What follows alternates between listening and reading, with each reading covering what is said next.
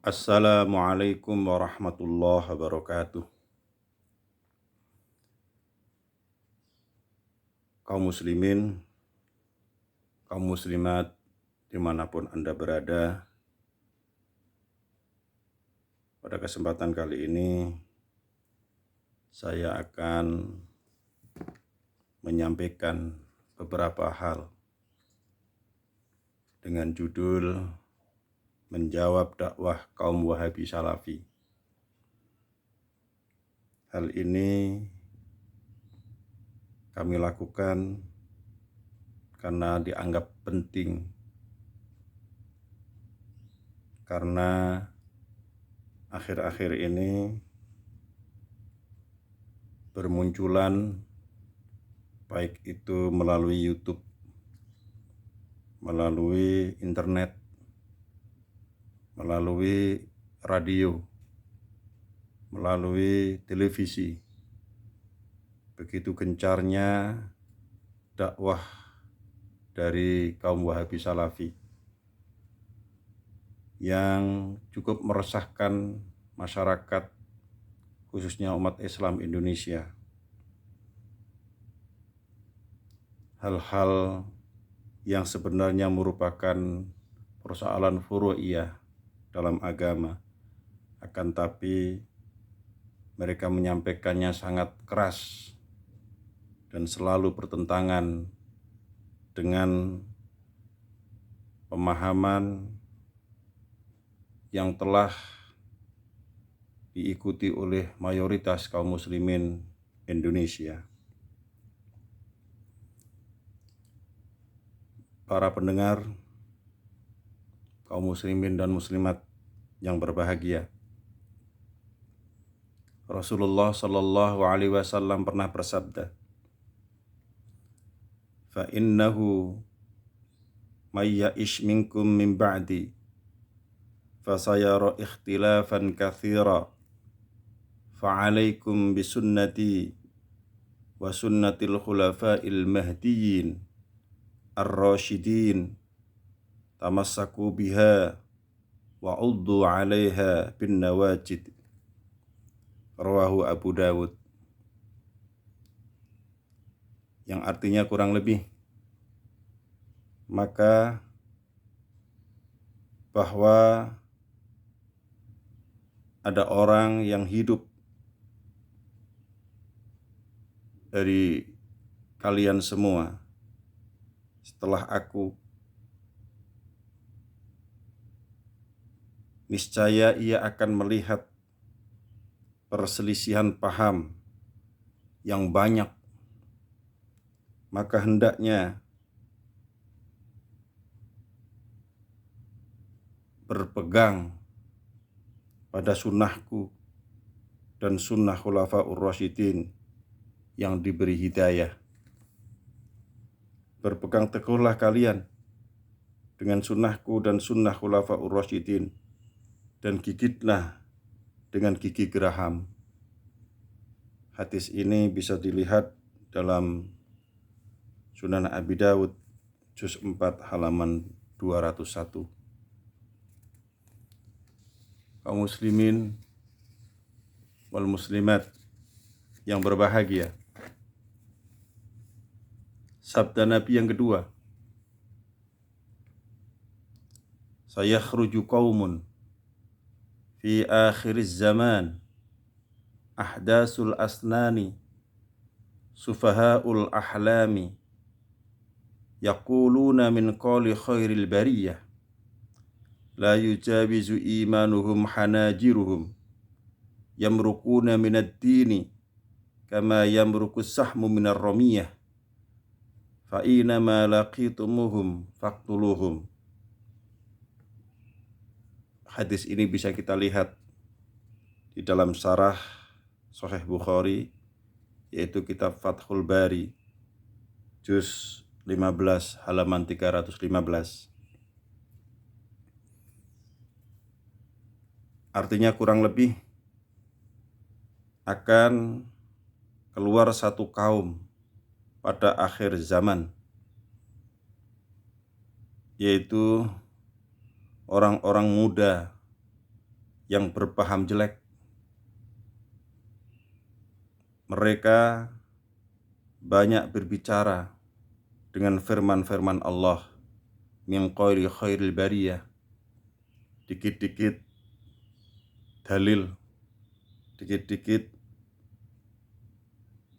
ayat Al-Quran, dikit-dikit hadis, seakan-akan dia memahami betul agama, tapi oleh Rasulullah SAW disebut sebagai berpaham jelek. Iman mereka tidak melampaui kerongkongan. Mereka keluar dari agama. Sebagaimana meluncurnya anak panah dari busurnya. Kalau kalian berjumpa dengan mereka atau berjumpa dengan orang model seperti itu, maka lawanlah mereka. Hadis riwayat Imam Bukhari, bisa dilihat dalam kitab Fathul Bari juz 15 halaman 315. Yang ketiga, Rasulullah Shallallahu Alaihi Wasallam juga pernah bersabda, "Walladhi nafsi Muhammadin biyadihi, lataftariqu ummati ala salasin wa sab'ina firqatan, fawahidatun fil jannah, wa sintani wa sab'una fil nar." Qila, man hum ya Rasulullah?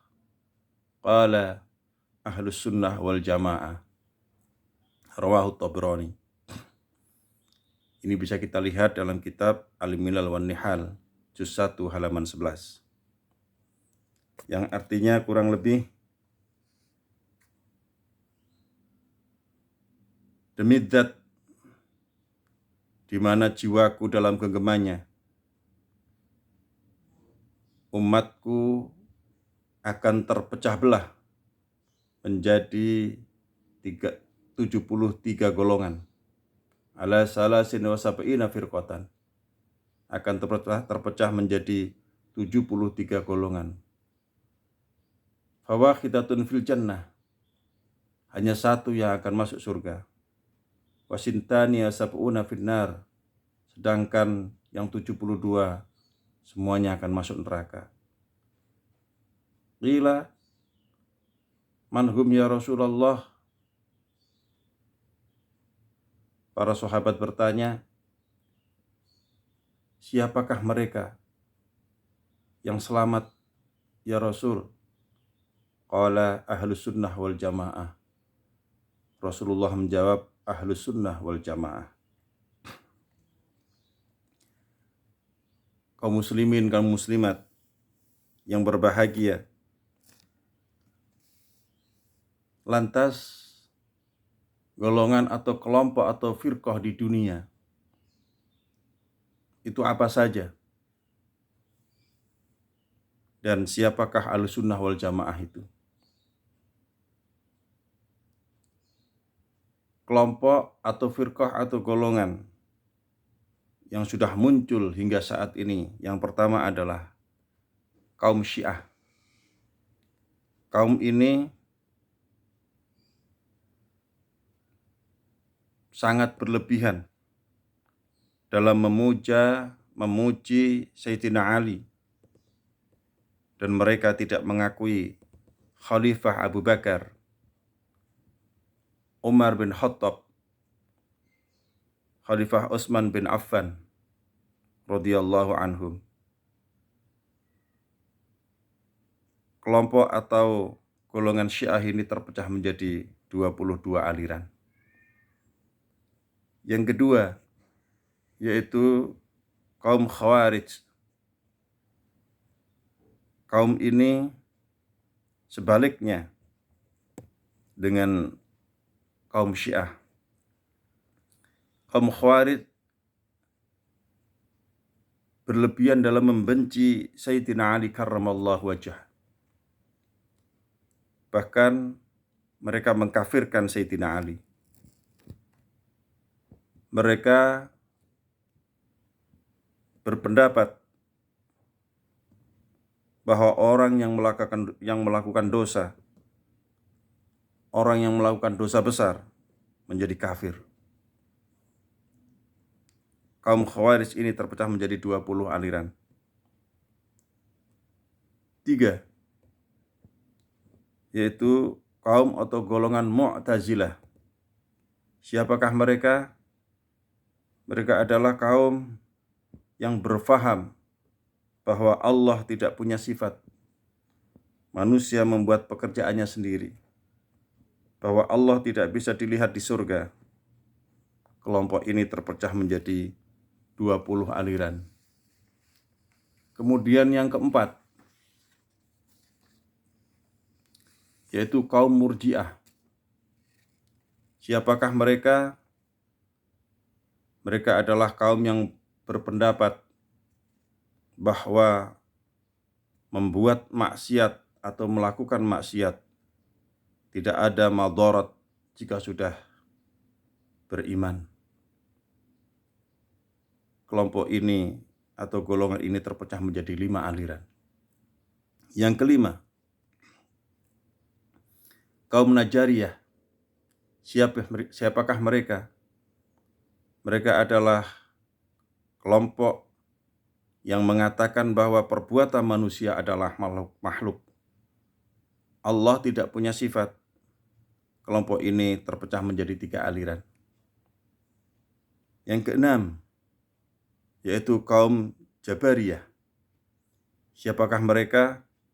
Mereka adalah kaum atau golongan yang berpendapat bahwa manusia itu majbur, tidak mempunyai daya apa-apa. Semua kehendak Allah. Usaha manusia sia-sia. Kelompok ini hanya 1 golongan saja. Yang ketujuh, yaitu kaum Musyabbihah atau Mujassimah. Siapakah mereka? Mereka adalah golongan yang berpendapat bahwa ada keserupaan Allah dengan manusia. Mereka berpendapat bahwa Allah mempunyai tangan, Allah berkaki, Allah duduk di atas kursi, Allah naik tangga dan turun tangga. Seperti yang diikuti oleh Ibnu Taimiyah, seperti yang diikuti oleh kaum Wahabi Salafi. Kelompok ini juga disebut dengan Mujassimah, karena menjisimkan Allah Subhanahu wa ta'ala. Kemudian yang ke-8, yang muncul pada tahun 1200 Hijriah. Kemunculannya di Najd, di Arab Saudi sana. Siapakah mereka? Golongan ini adalah sering disebut sebagai Neo-Khawarij. Begitu pula disebut sebagai Neo-Mujassimah. Karena mereka menghidupkan kembali paham-paham sesat seperti yang sudah pernah disampaikan oleh kaum Khawarij maupun Mujassimah atau Musyabbihah. Kelompok ini yang kemudian akhir-akhir ini menggejala. Mereka menguasai medsos, membuat YouTube, mendirikan televisi, radio, berdakwah, dan dakwahnya persis seperti kaum Mujassimah atau menjisimkan Allah atau Musyabbihah, menserupakan Allah dengan makhluknya. Kemudian yang ke-9, yaitu kelompok atau kaum Aswajah, Ahlus Sunnah wal Jamaah. Siapakah Ahlus Sunnah wal Jamaah?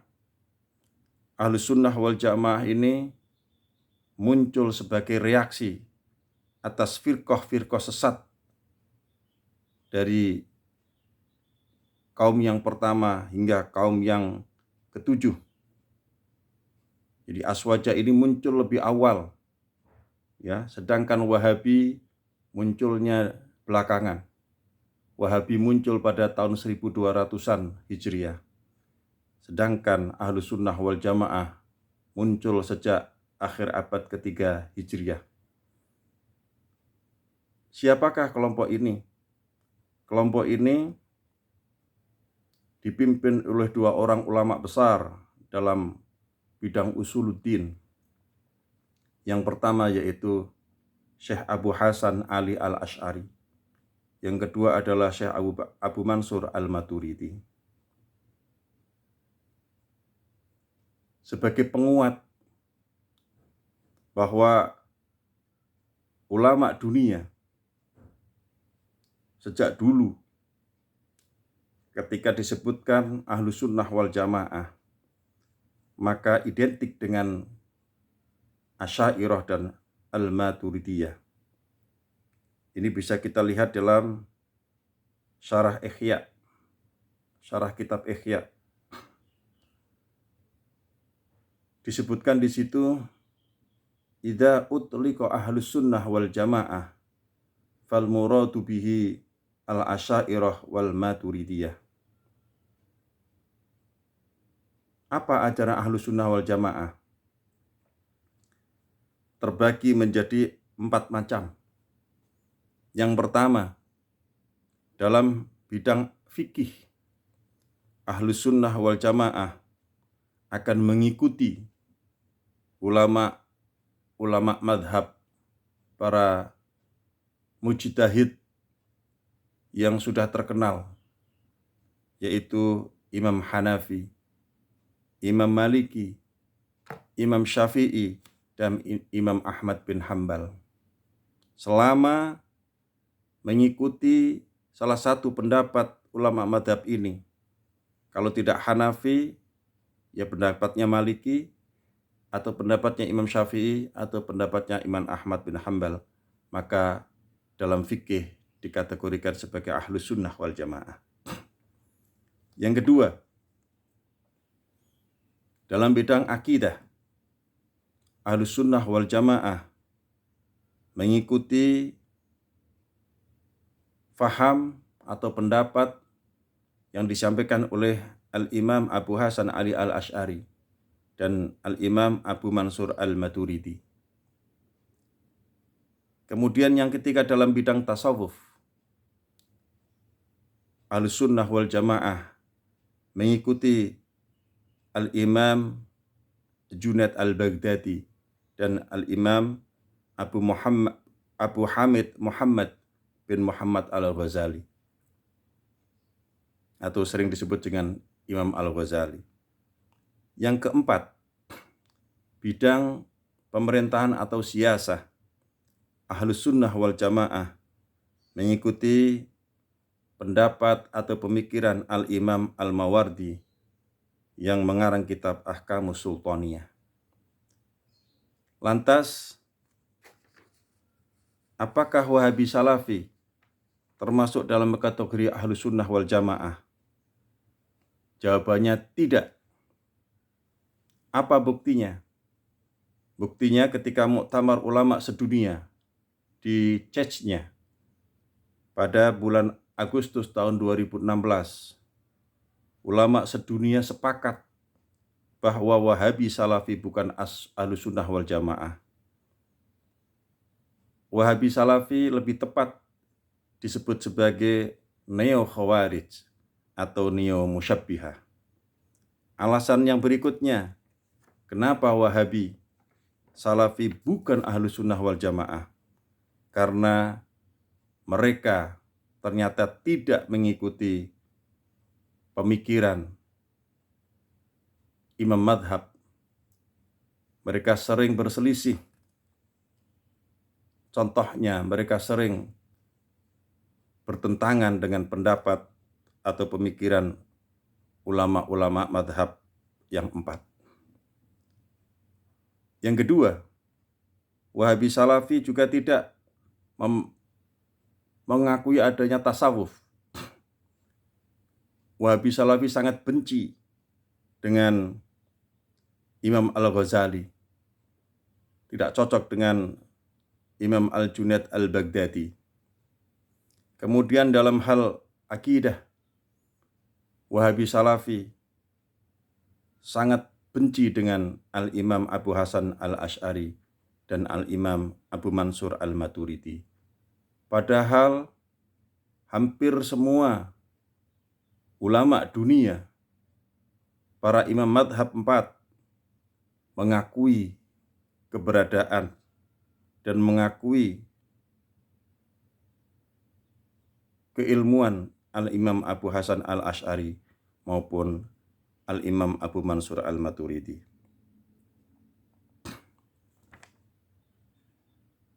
Lantas, negara mana saja yang menganut faham Ahlus Sunnah wal Jamaah? Kita bisa lihat jika kita runut dari barat ke timur atau dari utara ke selatan dan bertanya tentang madhab dalam hal furu' syariat, dalam i'tiqad di suatu daerah Islam, maka saudara-saudara kita akan menjawabkan jawaban. Yang pertama, di negara Maroko.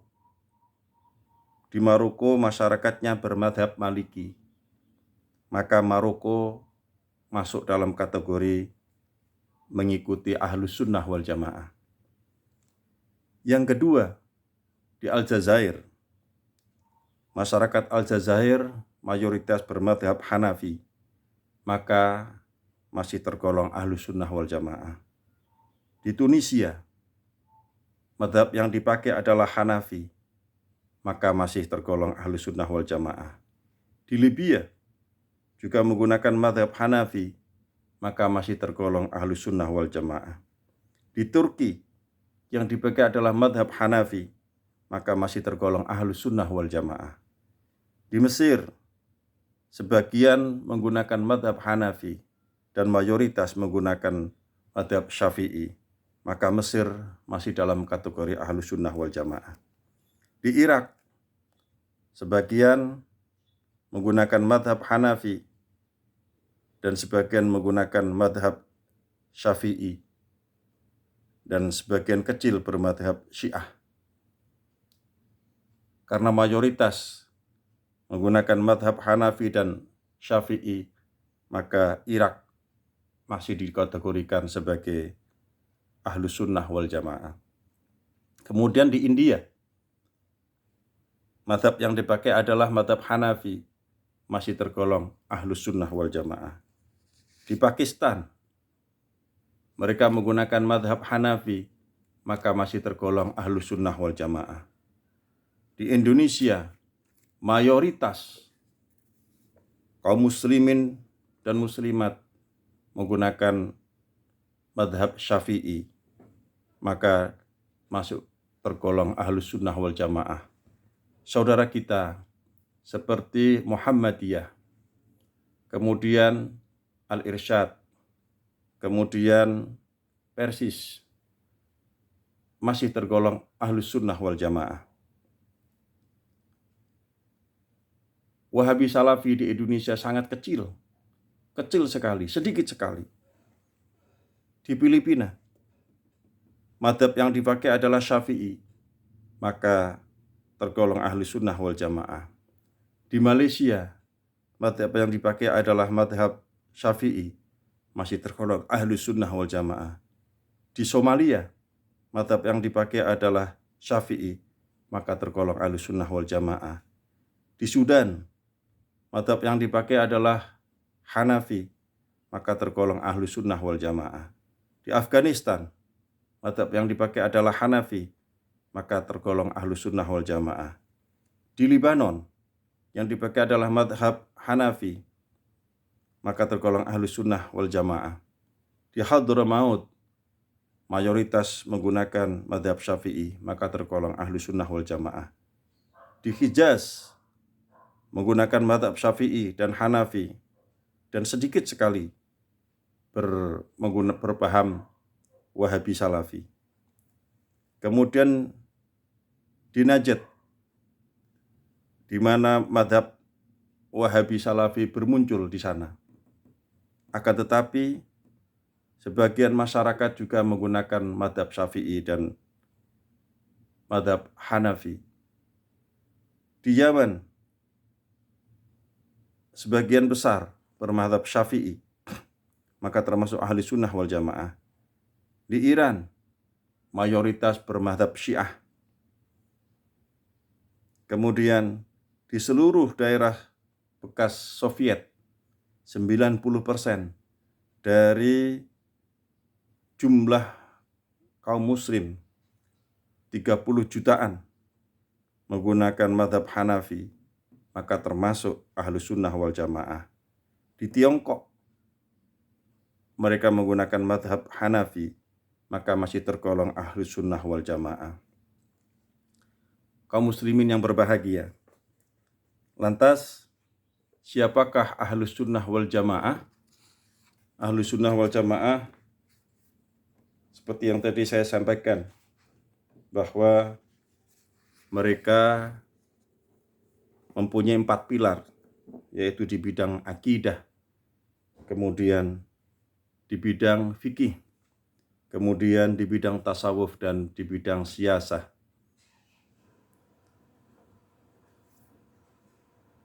Definisi ahlu sunnah wal jamaah. Ahlu sunnah wal jamaah terdiri dari kata ahlun, sunnah, dan jamaah.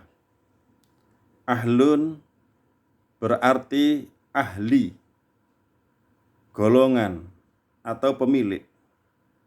Sunnah berarti hadis, atau sesuatu yang dilakukan oleh Rasulullah, yang diucapkan oleh Rasulullah SAW. Dan jamaah berarti mayoritas atau pengikut. Tentang definisi ahlu sunnah wal jamaah memang beragam. Salah satunya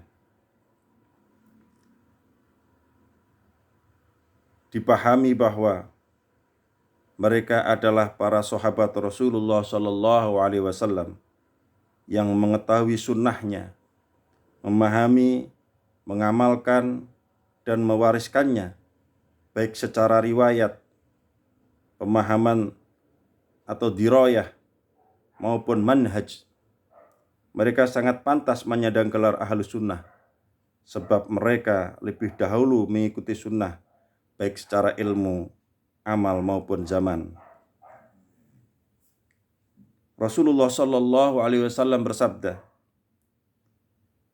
"Arhamu ummati bi ummati Abu Bakrin, wa asyadduhum fi dinillahi Umaru, wa astaquhum hayaan Utsmanu, wa aqdahum Ali bin Abi Thalib, wa aqra'uhum li kitabillahi Ubay bin Ka'b, wa a'lamuhum bil halali wal harami Mu'adz bin Jabalin, wa afraduhum Zaid bin Sabit, ala wa inna likulli ummatin aminan, wa aminu hadhil ummah Abu Ubaidah bin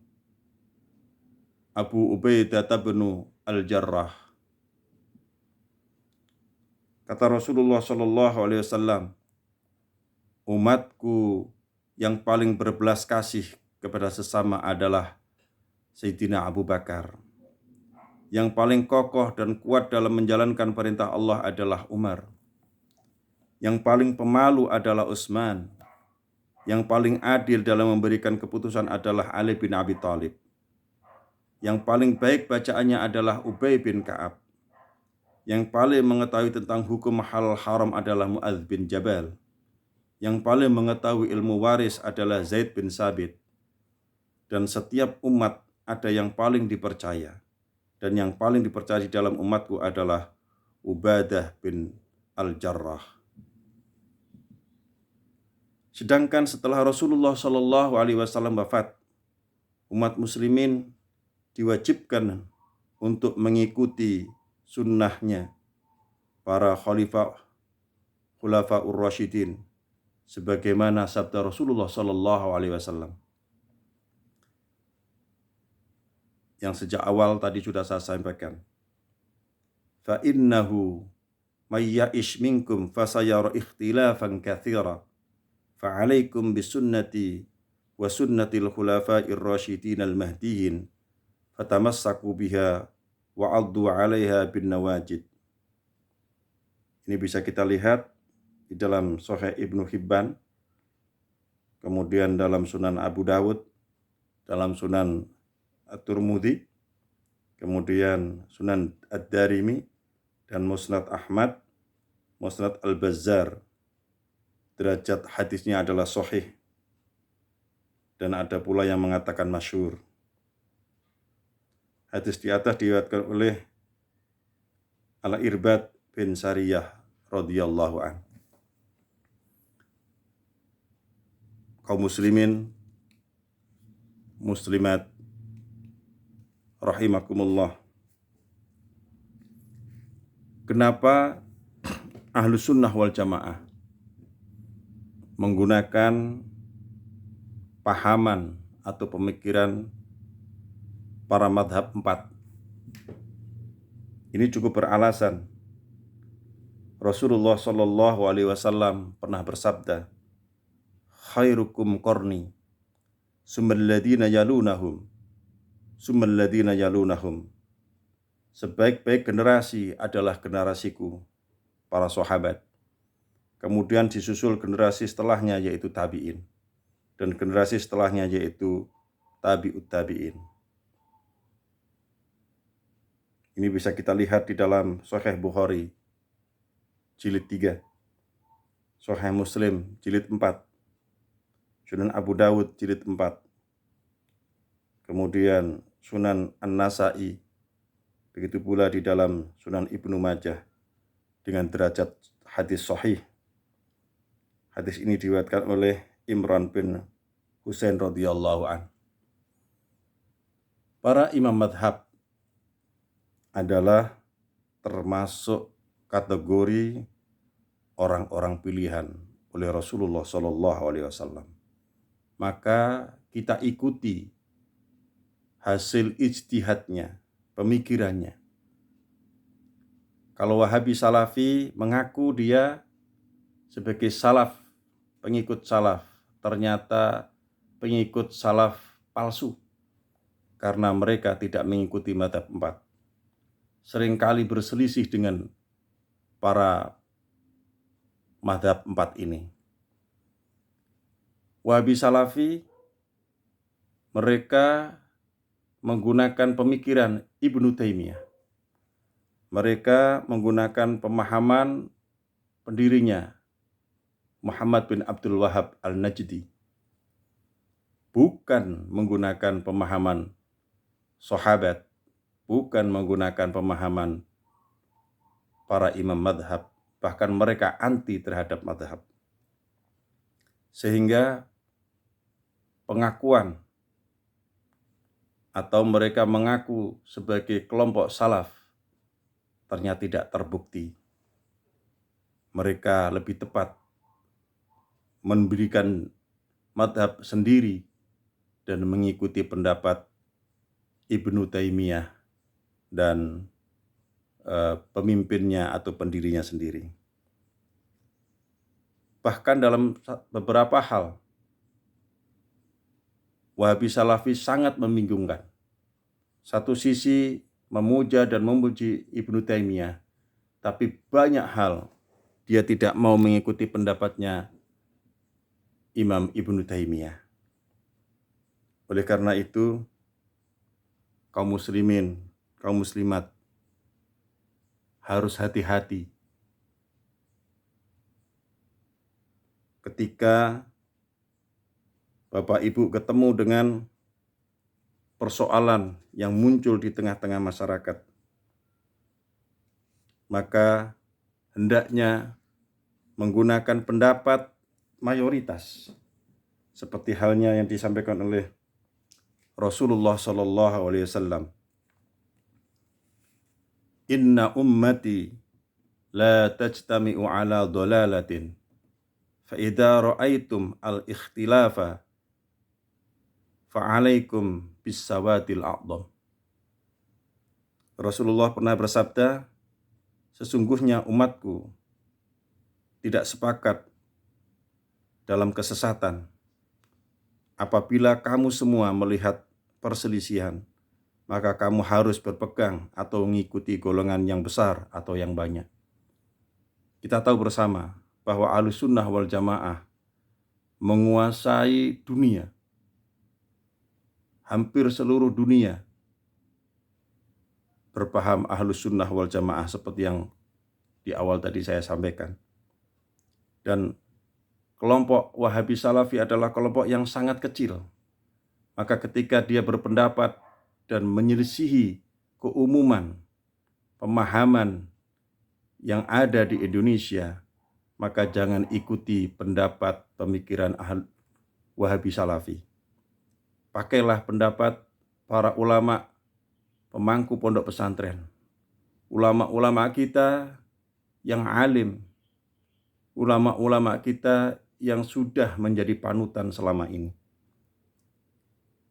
Maka ketika terjadi perselisihan, para kiai, para ajengan pondok pesantren tidak mau meladeni para ustadz-ustadz Wahabi Salafi, cukup oleh santri-santrinya saja.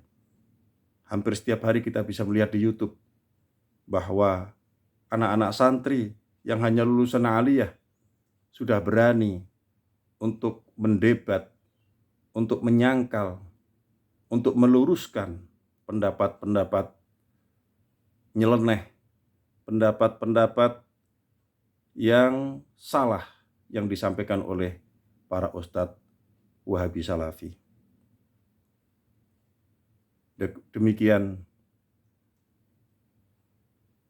dan insya Allah akan berlanjut pada sesi berikutnya. Kurang lebihnya mohon maaf. Wallahul muwaffiq ila aqwamit thoriq. Wassalamualaikum warahmatullahi wabarakatuh.